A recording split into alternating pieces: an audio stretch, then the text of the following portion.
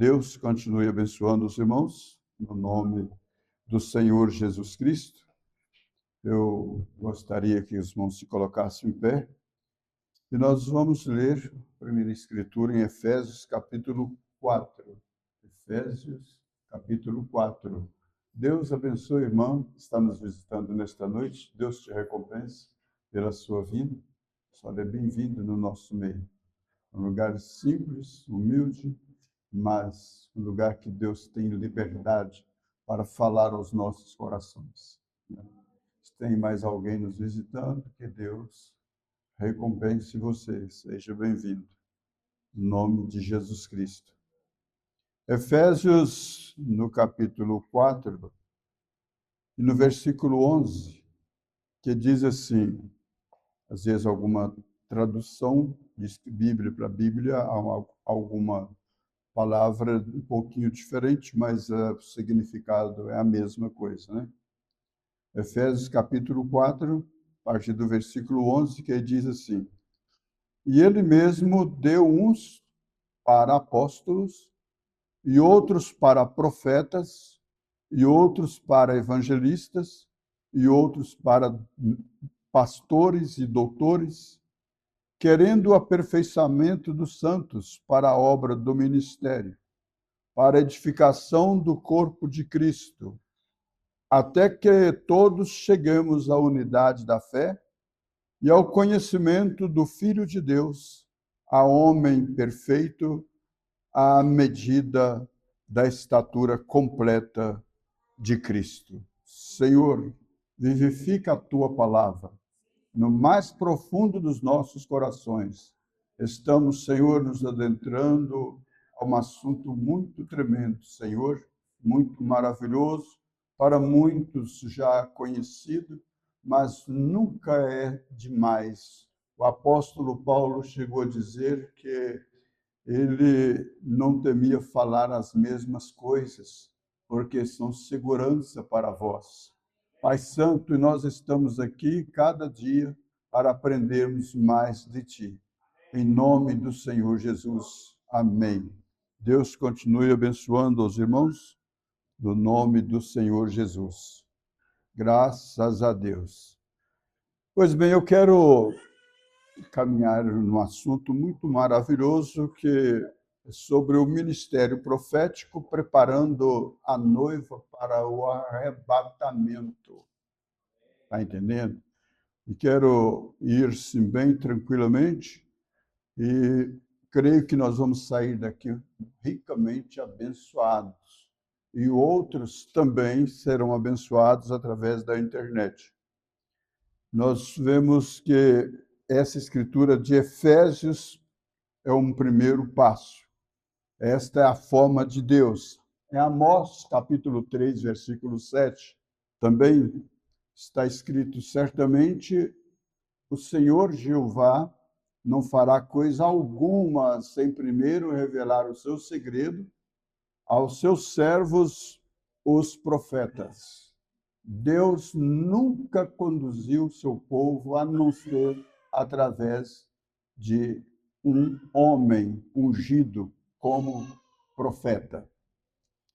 Então, esta escritura de Efésios, quero recapitulá-la.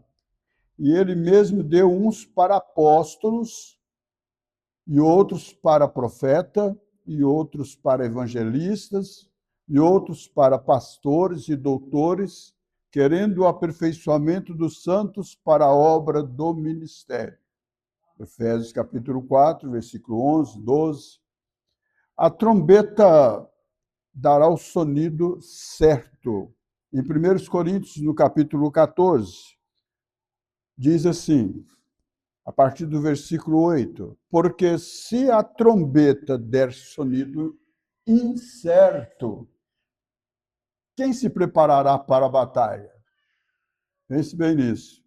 E a trombeta só tem o sonido certo quando ela vem através de um profeta vindicado de Deus para o seu dia. Em todos os tempos foi desta forma. Então, porque se a trombeta der sonido incerto, quem se preparará para a batalha? Assim também vós, falando com toda a igreja, com a noiva, se com a língua não pronunciar palavras bem legíveis, como se entenderá o que se diz?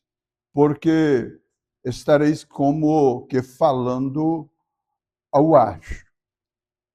Então, encontramos em Malaquias capítulo 4, no versículo 5, que diz: Eis que eu vos envio o profeta Elias, antes que venha o grande e terrível dia do Senhor. Pense bem nisso. Agora, as pessoas fazem muita confusão quando se diz: Eis que eu vos envio o profeta Elias, porque muitas das vezes pensa que é um homem por nome de Elias, mas está falando do ministério. Está entendendo? Nós vemos que em 1 Reis, capítulo 17, ali era o próprio Elias, o tisbita mesmo. Está entendendo? E vemos que o Espírito do Senhor veio sobre outro homem, o seu nome era Eliseu. Mas, no entanto, veio no espírito de Elias. Está entendendo? Era Elias. Era o Espírito Santo que usou Elias, o tisbita, o Espírito Santo que estava usando Eliseu. O mesmo Espírito de Elias, João Batista também foi o Elias para o seu dia. Está entendendo? O nome do homem era João Batista, mas estava no mesmo espírito de Elias. Inclusive, essa primeira parte aqui do versículo 5, aqui, eis que eu vos envio o profeta Elias antes que venha o dia grande e terrível do Senhor. Quando fala do dia grande, fala do arrebatamento, está entendendo? Da ida da noiva para as bodas do Cordeiro, 3 anos e meio de festa nos céus, festa de casamento, está entendendo? E enquanto esse período está acontecendo, a ceia das bodas do Cordeiro nos céus, está acontecendo os 3 anos e meio de grande tribulação na terra, que nunca houve igual e jamais haverá. Pense bem nisso. Para que depois que Deus tratar com este mundo, com fogo e enxofre, que não ficará nem raiz e nem ramos, então Jesus descerá com a sua esposa para estabelecer o milênio na Palestina. Pense bem nisso. Então, João Batista foi este Elias de capítulo 4, versículo 5, cumpriu em João Batista, quando João Batista saiu do deserto pregando uma mensagem tão rude, uma mensagem esquisita para os religiosos daquele dia, e dizendo: eis que o machado está posto à raiz das árvores. Pense bem, era o linguajar dele, era o linguajar da roça. Está entendendo? O machado que ele estava falando era a palavra de Deus. Eis que o machado está posto à raiz das árvores. As árvores eram as pessoas no seu dia. Então, a árvore que não produz bom fruto, ela será cortada. A igreja, o povo que não produz bom fruto, será cortado e será lançado no fogo. Pense bem nisso. Será cortado e será lançado no fogo. Então, João Batista, ele apareceu exatamente no tempo da chegada do Messias. Porque a Bíblia disse que profeta e a lei durou até João, porque João Batista foi o último profeta da lei. Está entendendo? E agora ele vem introduzindo o primeiro profeta da graça. Olha que coisa maravilhosa. Ele era o último profeta da lei e dando a entrada, apresentando o primeiro profeta da graça, que foi o Senhor Jesus Cristo. Está entendendo? Então, quando Cristo veio, o véu do templo rasgou de alto a baixo, quer dizer, a lei ficou para trás, a graça entrou e dali para cá, todos os sacrifícios que eles faziam no tempo da lei, sacrifício de bodes, de ovelhas, e levavam ao sacerdote, o sacerdote imolava e levava no lugar santíssimo, no santo dos santos. Tudo aquilo ali estava falando exatamente daquele cordeiro que João estava introduzindo a Israel ali agora, que é o Cordeiro de Deus, Jesus Cristo. Então, João Batista, como último profeta da lei, estava introduzindo o primeiro profeta da graça, porque Jesus veio como profeta, sacerdote e rei. Em suas etapas, vem se cumprindo, como ele estava na terra como um profeta, tá entendendo? Cumpriu o seu ministério profético e, como Cordeiro de Deus, ele foi assunto aos céus e ele é o nosso sacerdote intercedendo pelo seu povo, pela igreja, tá entendendo? E ele mesmo virá no milênio como Rei dos Reis e Senhor dos Senhores. Está entendendo? E regerá todas as nações com vara de ferro. Pense bem nisso. Então, João Batista foi, sim, o último profeta da lei. Isso aí embola o meio de campo para tanta gente religiosa. Ah, mas profeta e a lei durou até João. É verdade. Profeta e a lei durou até João, mas ele introduziu o primeiro profeta da graça, e o primeiro profeta da graça disse em Mateus capítulo 17, versículo 10 e 11, eis que, quando eles fizeram a pergunta para ele, como diz as escrituras, os escribas, que Elias venha primeiro? Então ele disse, Elias virá primeiro, Jesus já estava na terra. E ele já estava falando de um Elias que virá, está no futuro. A palavra virá não está no passado, está no futuro. Pense bem nisso. Em verdade, Elias virá primeiro e restaurará todas as coisas. Esse Elias que ele disse, Elias virá primeiro e restaurará todas as coisas, é antes do dia grande e terrível do Senhor. Quando João Batista veio, foi o dia mais maravilhoso que pôde pensar, que nós, principalmente os gentios, podemos glorificar a Deus, porque aquele dia foi para nós maravilhoso, grande, porque João estava introduzindo, antes do dia grande e terrível do Senhor, ele estava introduzindo ali agora o Messias. E o tempo, aquele tempo para nós, para a igreja, foi o melhor de todos os tempos, desde que Jesus chegou para cá. Grande, grande. Está entendendo?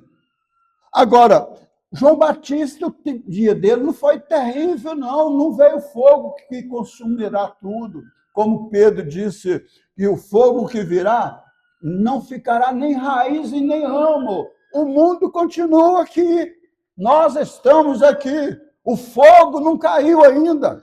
Mas após a mensagem deste Elias, que Jesus disse, Elias virá primeiro e restaurará todas as coisas, quando todas as coisas forem restauradas, vai acontecer então o arrebatamento e vai acontecer o fogo consumidor no final da grande tribulação, que não ficará nem raiz e nem ramos.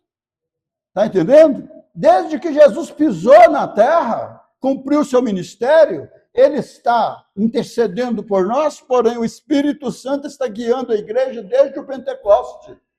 O nascimento da igreja foi no dia de Pentecoste, para cá. E então este mensageiro prometido, antes do dia grande e terrível do Senhor, ele viria exatamente com uma mensagem que nos levaria de volta à fé original, à fé apostólica. Não terá desculpa ninguém. Aqueles que ficarem para trás e perderem o arrebatamento, não haverá desculpa, porque o alarido de Deus está ressoando no mundo inteiro. No mundo inteiro.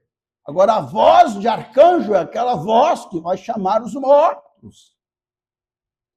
Então, vejamos muito cuidadosamente, porque dentro do mesmo versículo 4, capítulo 4, versículo 5, fala de João, no versículo 6, já fala do Elias que estava para vir, do qual nós estamos nutrindo a nossa alma hoje com a sua mensagem. Então, eis que vos envio o profeta Elias antes que venha o dia grande e terrível do Senhor. Pense bem nisso. Vemos, irmãos, vivemos em um tempo profético. Nós estamos vivendo no tempo profético. Pense bem nisso. A igreja noiva de Jesus Cristo já está nutrindo a sua alma com a mensagem do profeta prometido para esta última hora. Está se preparando para o arrebatamento. Vivemos em um tempo profético. A Bíblia mostra que antes do arrebatamento, Deus enviaria uma mensagem de restauração para preparar a noiva pura. Irmãos, a noiva é uma noiva pura. As pessoas dizem assim, Deus quer só o coração. Nada disso, não. Nós somos o templo do Espírito Santo. Enquanto nós estamos aqui na terra, Deus está caminhando através de nós. Através de nós, através dessa matéria, deste corpo. Está entendendo? É corpo, espírito e alma. Por isso que o Espírito Santo está no coração, mas ele está governando todo o nosso corpo e nosso espírito. Pense bem nisso. Nós somos o templo do Espírito Santo. Então, vivemos em um tempo profético. A Bíblia mostra que antes do arrebatamento, Deus enviaria uma mensagem de restauração para preparar a noiva pura, cheia do Espírito Santo e alinhada com a palavra. Se você não está ainda alinhado com a palavra, é o melhor que você faça é se consertar enquanto é tempo. O mundo não tem nada que nos oferece, não. Não. Você vive em um mundo, mas nós estamos aqui de passagem. Qualquer de nós não temos certeza se amanhã nós estamos já nesta dimensão. Pode estar o corpo se preparando para ir para o cemitério. Mas o homem de dentro, a mulher de dentro, pode estar já no corpo celeste. Se é homem, mulher que tenha recebido Jesus Cristo como seu Salvador. Você não pode se deixar ser levado pelas coisas carnais, pelas coisas do mundo. O ministério profético não é apenas prever conhecimento, acontecimentos, mas revelar a vontade de Deus, chamar um povo ao arrebatamento e restaurar a fé original, a fé apostólica. O que é a fé original? Começou com o quê? Batismo nas águas, no nome do Senhor Jesus Cristo. O ministério profético para esse dia veio mostrar para nós que Deus não é três pessoas distintas da chamada Santíssima Trindade. Deus é um com vários ofícios. Deus é um que se manifestou como Pai na criação, que era Deus sobre nós. O mesmo Deus veio ser Deus por nós na cruz. E o mesmo Deus veio ser Deus em nós desde o Pentecoste para conduzir a igreja, para dirigir a igreja, para dominar a igreja. Portanto, você não pode ter Jesus simplesmente como seu Salvador, não. Não. Como Salvador, o mundo inteiro tem Jesus como Salvador, mas você tem que ter Jesus como seu Senhor. Porque ele, como seu Senhor, você está dando lugar a ele para te guiar, para te dominar. Você está sujeito à sua palavra. Verdadeiro homem e mulher revelado não vive a vida ao bel prazer do mundo achando que está tudo bem. Ah, Deus é muito bonzinho, Deus perdoa. Deus é amor, mas ele é fogo consumidor também. Nós precisamos de levar a nossa vida espiritual a sério com Deus. Então, amados, o ministério profético não é apenas prever acontecimento, mas revelar a vontade de Deus, chamar o povo ao arrependimento e restaurar a fé original apostólica. Assim como, por exemplo, Noé, que ele estava fazendo, preparou uma geração para o juízo que viria. Imagina, um homem, um profeta, Noé. Deus chegou, falou com ele o seu propósito, o que ia acontecer, e disse para ele, construa a arca.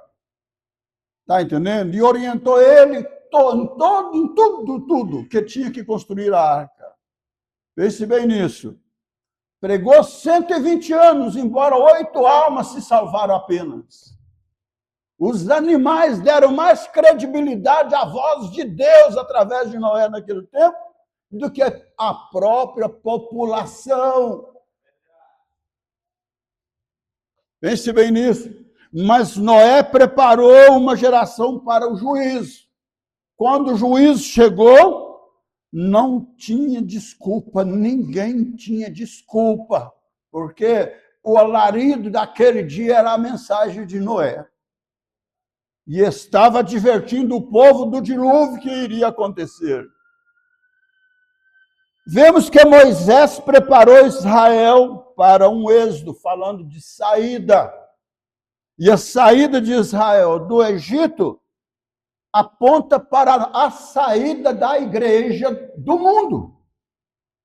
Agora, Deus teve misericórdia de nós. E Deus nos tirou do mundo. Agora você vem trazendo o mundo atrás de você? Imagina, que coisa. Deus te tira do mundo, agora você vem trazendo o mundo através de você. Não, que o mundo fique para lá. Está entendendo? É uma separação do pecado. E Moisés preparou Israel para aquela saída, para o êxodo. João Batista preparou o caminho para a primeira vinda de Cristo. João Batista veio, foi levantado exatamente para cumprir este ministério profético e introduzir o Messias para Israel. Pense bem nisso. Ele veio para isso. Ele não era a luz. Ele não era a luz. Mas ele veio para testificar da luz. A luz é Jesus Cristo. Então, hoje, o Espírito Santo prepara a noiva para o arrebatamento. Então, quem está preparando a noiva para o arrebatamento? É um homem chamado William Branham? Eu digo para você, é o Espírito Santo que está preparando a noiva para o arrebatamento. Mas foi o Espírito Santo em Noé, foi o Espírito Santo em Moisés, foi o Espírito Santo em João Batista, foi o Espírito Santo em William Branham para esta hora. É a mensagem que está nos levando, nos preparando para o arrebatamento. É o Espírito Santo mesmo, mas usando cada mensageiro que ele levantou para o seu dia. Então, o que é o ministério profético? O ministério profético é um dom chamado divino para revelar a palavra. Para revelar a palavra. Agora, o mundo religioso, por não aceitar isto, veja que revelação que eles têm da palavra. Eles vão para o seminário, eles estudam no seminário para formar de pastores e assim por diante. Está entendendo? E traz de lá com a mente cheia de teologia. Mas tem uma coisa por conta, porque interpreta a Bíblia do jeito que eles interpretam. Porque não crê no ministério profético para esse dia que nós estamos vivendo. Se eles vivessem nos dias de João Batista também, eles não creriam na mensagem de João Batista também não, porque João Batista procura o nome de João Batista no Velho Testamento e mostra para mim. Procura o nome de João Batista lá no Velho Testamento. Lá em Isaías 40, versículo 1 e 2. Voz do que clama no deserto, endireitai vereda ao vosso Deus. Vai lá em Malaquias, está lá também Malaquias 3. Eis que eu vos envio o meu anjo. Quando aparece um anjo, parece um homem cabeludo, vestido de pele de camelo, ou seja, lá de que for, um homem comedor de mel silvestre, gafanhoto, era a comida dele no deserto. E quando aparece aquele homem parecendo um mendigo, com uma mensagem dizendo para o povo, eis que o machado está posto à raiz da árvore. Sabe quando é que o nome de João Batista apareceu? Foi no Novo Testamento, depois que ele introduziu o Messias. Pense bem nisso. Depois que ele introduziu o Messias.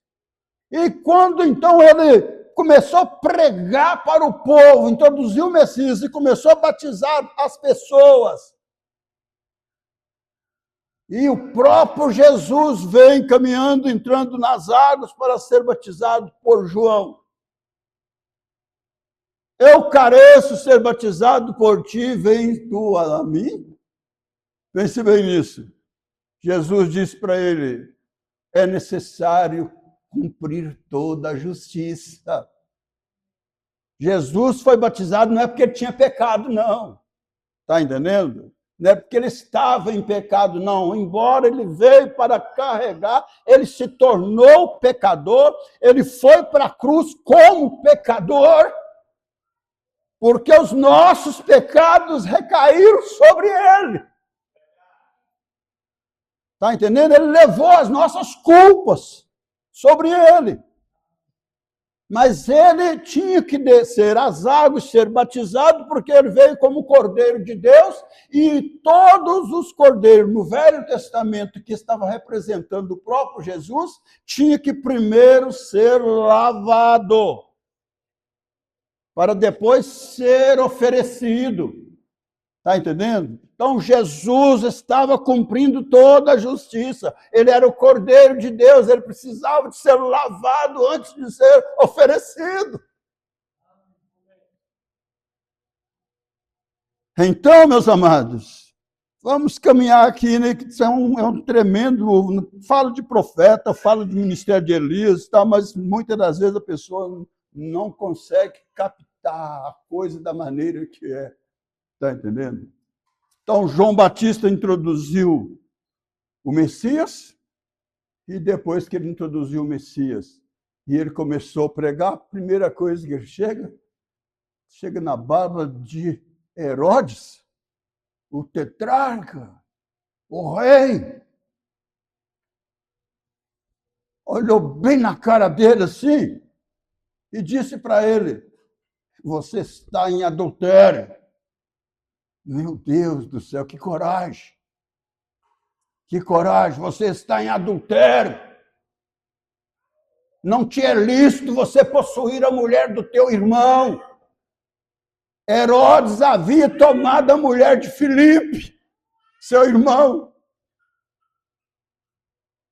Pense bem nisso. Não te é lícito possuir a mulher de teu irmão. No dia da festa natalina do rei, a menina, a Rod,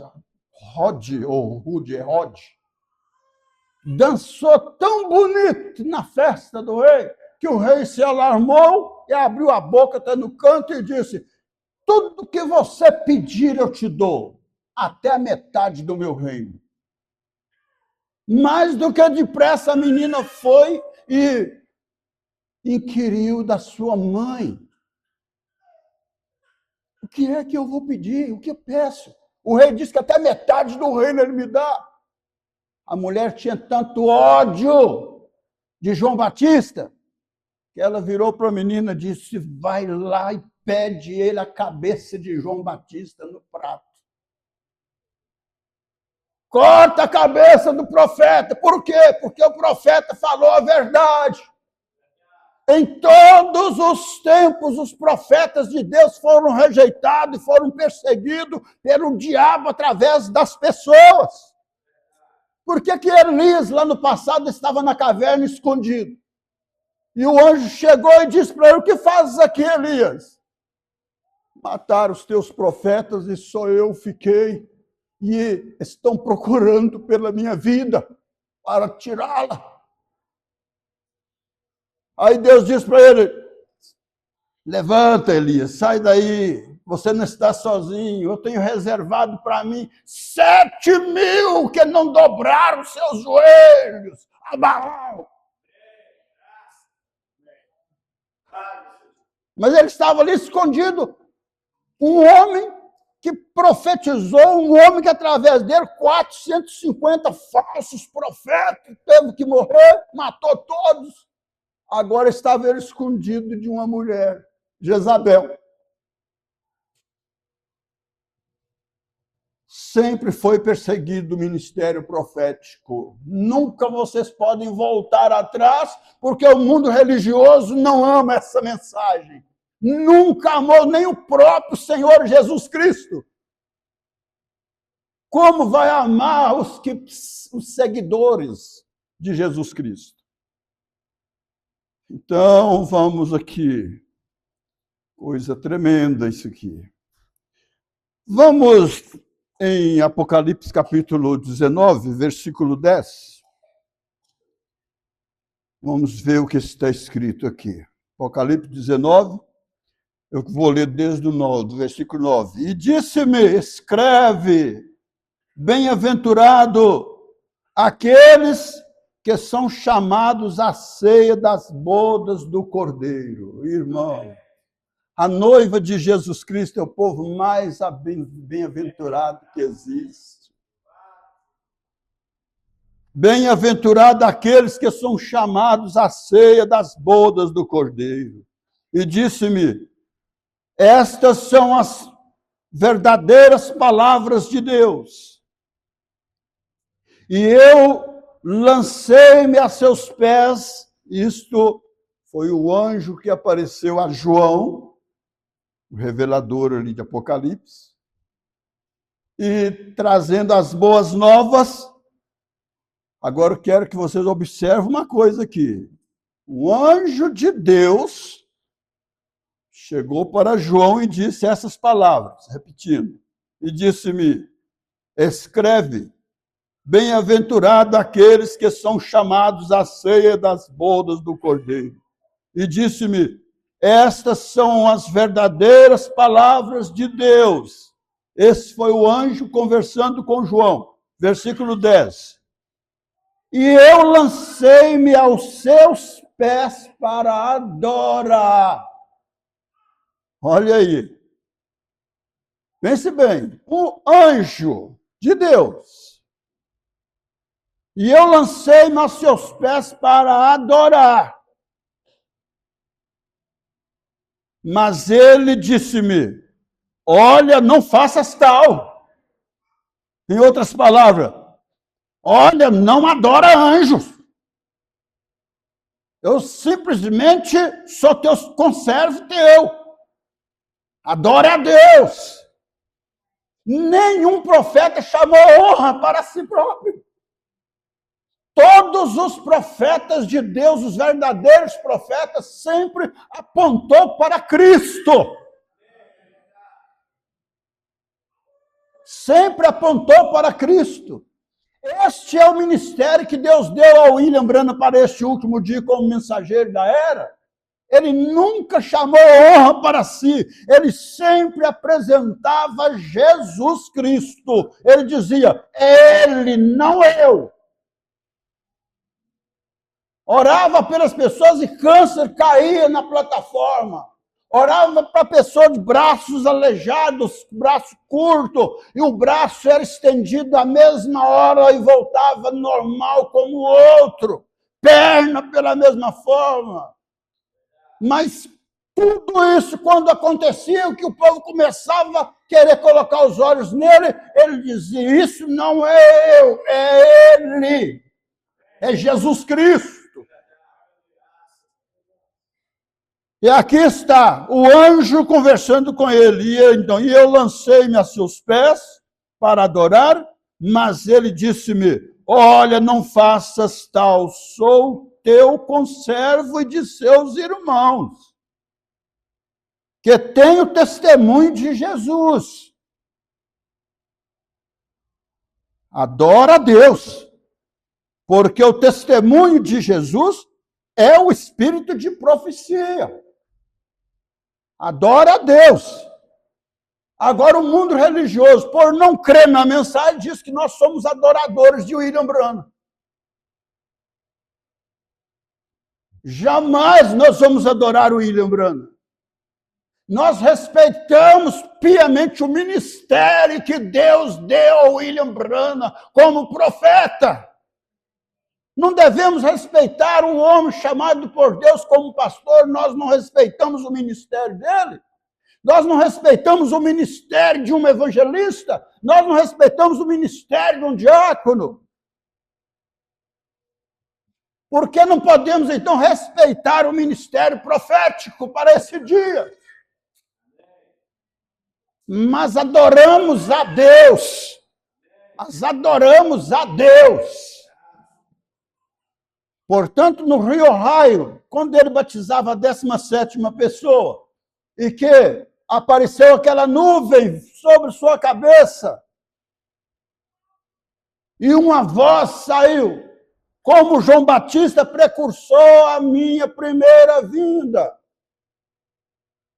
Tua mensagem precursará a minha segunda vinda.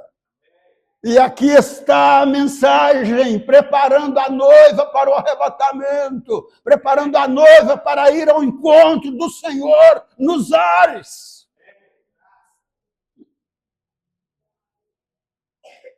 Nós precisamos, irmãos, de alcançar, ouvir a palavra com revelação. Precisamos de pedir, Deus, abre a minha mente para eu entender o que é a mensagem. É por isso que o mundo religioso odeia essa mensagem, porque ela é verdade. Se nós estivéssemos crendo em 3 pessoas distintas da Trindade, como eles creem, estaríamos na mesma condição. Então, não estaríamos tão contra. Mas porque a mensagem veio para nos levar de volta à fé apostólica.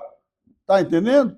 É a razão de sermos odiados, sermos criticados. E graças a Deus por isso.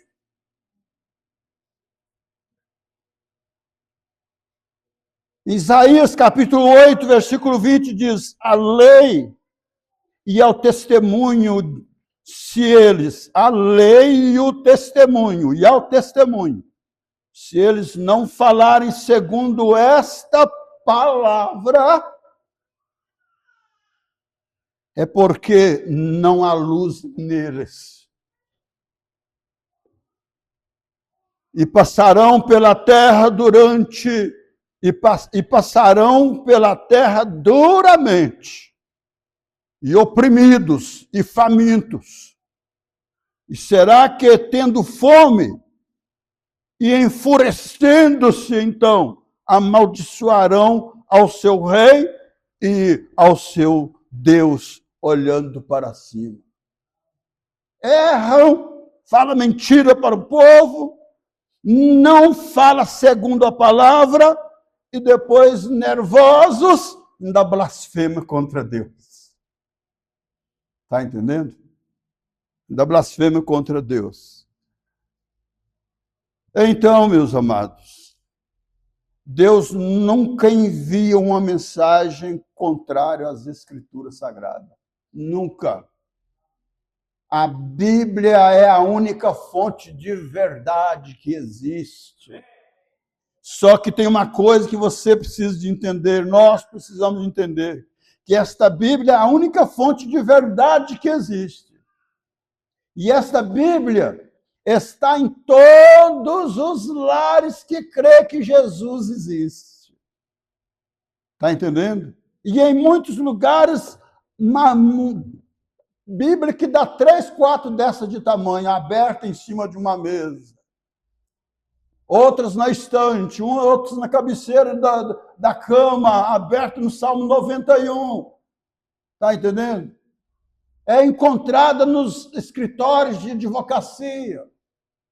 É encontrado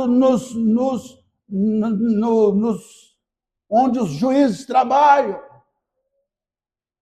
É encontrado em todos os lugares. Essa Bíblia é a única verdade que existe. Mas tem uma coisa por conta. Esta Bíblia é a mesma arca que salvou Noé e sua família, salvou todos os animais. É as mesmas águas que vai destruir todos os ímpios, porque ninguém terá desculpa diante de Deus naquele dia. Que a Bíblia é a verdade. A Bíblia é a verdade. A Bíblia é a primeira mira, mas só que sem a revelação é que faz a diferença. Viu? É a revelação que faz a diferença. O mundo inteiro estava esperando o Messias no seu dia. Está entendendo? O mundo inteiro estava esperando o Messias naquele dia. Quando ele chegou, Mateus 16, ele perguntou para os seus discípulos assim: quem dizem os homens ser o Filho do Homem? Então eles disseram assim, uns dizem que tu és Elias, ou Jeremias, ou algum dos profetas, ou João, que possa ter ressuscitado dos mortos. Aí Jesus virou para os seus discípulos, mas e vocês? Vocês que andam comigo, comem comigo, vivem junto comigo, quem dizem que eu sou? Aí que está a revelação. Pedro estava olhando para o mesmo homem que todos estavam olhando. Todos estavam vendo ele dividir 5 pães e 2 peixes para tratar de mais de 5.000 pessoas. Todos estavam atrás dele por causa dos grandes milagres que ele fazia. Está entendendo? Porém, quem tinha a revelação de quem ele era apenas os seus seguidores. Quando ele disse, e vocês, quem dizem ser eu? Eles disseram, Pedro tomou a palavra e disse, tu és o Cristo, o Filho do Deus vivo.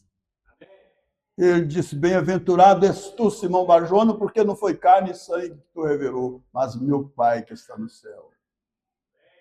E sobre esta pedra, isto é, sobre esta revelação de quem eu sou, edificarei a minha igreja e as portas do inferno não prevalecerão contra ela. A igreja que sabe quem é Jesus para ela, irmãos, as portas do inferno não podem prevalecer contra você. Não. Por isso que esta noiva não é derrotada. A noiva de Jesus Cristo não tem derrota para ela. Ela não é uma derrotada, porque ela sabe quem é Deus. Ela olha, podia ali, estava olhando para Jesus assim e dizer, próprio Deus na carne humana, vestido de pele humano, se fez homem para tomar o nosso lugar, se fez homem para que nós pudéssemos nos tornar como Deus. Tu és o Cristo.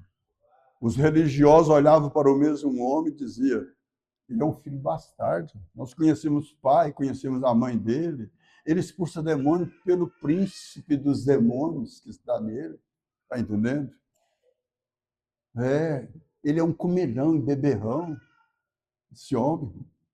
Nós conhecemos seus pais, conhecemos até seus irmãos, porque Jesus tinha, salvo engano, uns 4 irmãos de criação. Porque José, quando casou com Maria, José já era um velho, já era um idoso. Está entendendo? Ela era novinha e ele um idoso. Pense bem nisso.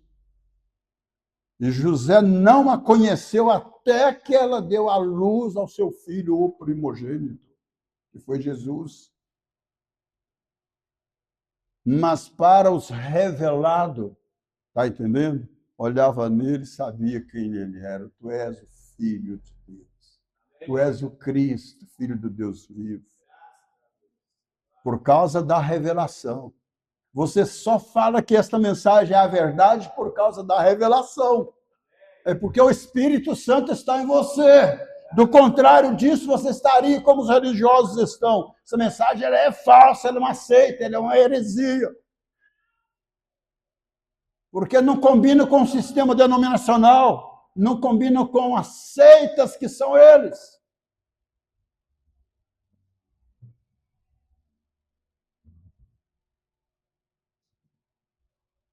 Então, em Mateus capítulo 12, Hebreus 12, versículo 14, eu quero caminhar um pontinho aqui, fazer um encerramento para dar sequência nesse estudo. Viu? Sem santificação ninguém verá a Deus. A mensagem profética chama a igreja à separação do mundo. Viu, gente? Preste bem atenção nisso. A mensagem profética chama a igreja para a separação do mundo. Não tenta trazer o mundo para a igreja, não, que não vai funcionar, não. Não. Não vai funcionar, não. Do mundo nós já saímos. Do mundo nós já saímos. Agora não deixa o mundo vir entrar em você, não. Você está como um navio no grande oceano. Precisa de navegar nas águas.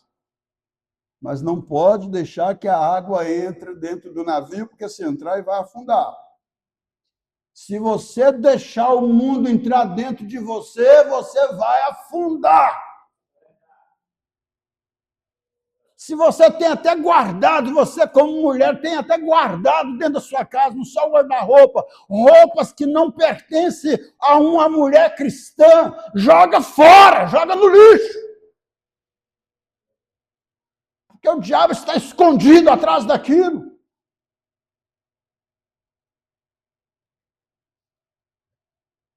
A mulher quer parar de usar calça esporte, mas lá dentro do guarda-roupa está cheio de calça esporte, com dó de jogar fora. Quer dizer que mais hoje ou mais amanhã vai usar outra vez, porque o Espírito está ali dentro. A unção está ali dentro. Algumas roupas curtas que vivia nela lá no passado, não quer jogar fora, está guardando. Guardando para quê? Manter o espírito errado ali dentro de sua casa? Queima aquilo. Ou dê para alguém que ela vai servir.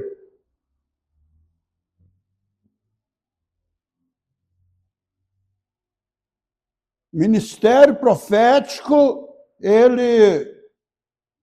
a mensagem profética chama a igreja à separação do mundo. Sem santificação ninguém verá o Senhor. E eu vou ler Hebreus 12, verso 14. Hebreus 12, versículo 14. Segue a paz com todos e a santificação. Segue a paz com todos e a santificação. Então não traz o mundo atrás de você, não. Joga fora o lixo do diabo. Segue a paz com todos e a santificação, sem a qual ninguém verá o Senhor.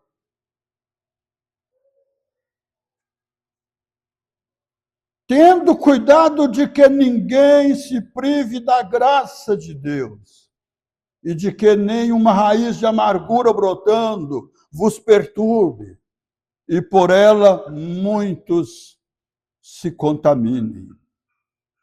Pense bem, e por ela muitos se contaminem. Então, sem santificação, ninguém verá o Senhor. Hebreus 12, 14. O ministério profético, na preparação da noiva, ele converterá o coração dos filhos aos seus pais. Os filhos dos últimos dias. Está sendo restaurada a fé de nossos pais, a igreja primitiva, nossos pais apostólicos. Malaquias 4, versículo 6.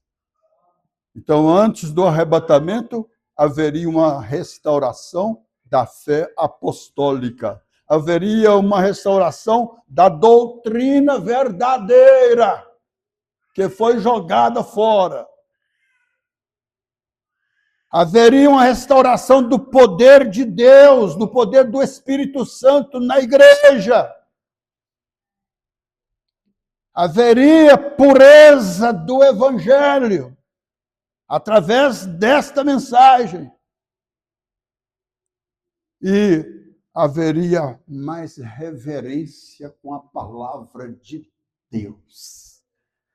A noiva não será preparada por sistema humano, não. A noiva não será preparada por sistemas humanos, mas pela palavra revelada. A palavra revelada é a mensagem da hora que você está ouvindo. Eu jamais vou esquecer de um velho homem que tinha acima dos seus 83, por aí, 84. Nosso amado, saudoso irmão Benedito Castro. E pregando para ele sentado no aterro do fogão de lenha, e eu falando para ele sobre o ministério de Elias, sobre a mensagem da hora. E ele, então, quando eu falei para ele sobre o ministério de Elias na terra hoje, e nós estamos nutrindo a nossa alma com esta mensagem, ele falou comigo na hora: para aí. Volta atrás outra vez e me explica mais sobre esse ministério de Elias que você está falando. Aí vai eu outra vez lá em 1 Reis, lá em 2 Reis, Elias, Eliseu, João Batista, no capítulo 3, Isaías 40. E aí vem mostrando, quando eu cheguei em Malaquias, falando do dia grande e terrível do Senhor, o ministério de Elias, ele falou, na hora, 84 anos mais ou menos que ele tinha. Na hora, ele falou comigo desse jeito assim: se tem Elias nisso, eu creio. Eu assustei na hora, sabe, quando ele falou assim: se tem Elias nisso, eu creio. Aí eu disse para ele: mas como? Por que o senhor crê nisso? Eu creio porque o meu pai, quando ele era vivo, nós estávamos trabalhando com ele, roçando, fazendo cerca de arame, e assim sucessivamente, e o meu pai falava com nós: um dia vocês vão saber que Elias está na terra pregando em algum lugar. Quando vocês ouvirem falar que Elias está pregando, nesse vocês podem crer que esse é verdadeiro. Aleluia! Jamais esquecerei disto. E, na verdade, ele creu, ele foi batizado, a esposa foi batizada, e a família quase todas abraçaram essa mensagem. Está entendendo? Isso é o que Deus faz com os eleitos. Vamos nos pôr em pé. Agradecer a Deus por esse momento. Nesse assunto ainda vamos caminhar mais tempo nele. Vamos orar a Deus, levanta a sua mão. Senhor Deus, nosso bendito Pai de misericórdia, no nome do Senhor Jesus Cristo, com minhas mãos levantadas, juntamente com a igreja nesta hora, agradecemos ao Senhor por mais esta oportunidade, Pai. Abençoa, Senhor, continue abençoando todos os que estão presentes, que cada um possa ter entendido melhor, mais bem, o que eles já têm ouvido. Pai, tem sido muito detalhado e é o Espírito Santo que confirma isto. É o Espírito Santo que abre as mentes das pessoas. Faça isso em prol do teu povo, Senhor, de todos os teus eleitos que ainda ouvirão esta mensagem, Senhor, através da internet, Senhor. Abençoe cada lar, Senhor, onde esta voz vai chegar, onde estas escrituras vão chegando, Senhor. Ó Deus, continue falando ao coração do teu povo eleito, em todos os lugares, ó Pai. Em nome de nosso Senhor e Salvador, Jesus Cristo. Amém, Senhor.